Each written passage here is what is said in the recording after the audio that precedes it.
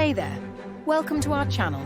Today we're diving into machine learning, a complex topic made simple, perfect for every age.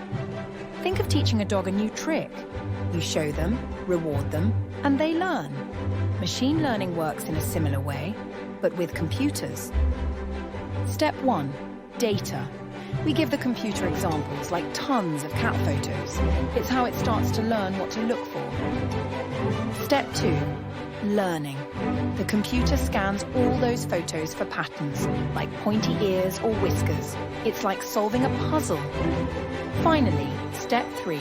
Prediction. Now, if we show it a new picture, it can say, "That's a cat." How cool is that? Why does this matter? Machine learning makes our lives easier. From voice assistants to movie recommendations, it's everywhere. And that's it. Machine learning is about teaching computers to learn from examples. It's all about data, patterns, and predictions. Thanks for watching. If you enjoyed this video, like and subscribe for more simple explanations. See you next time. Join our community for more fun learning videos. Your journey into the world of tech starts here.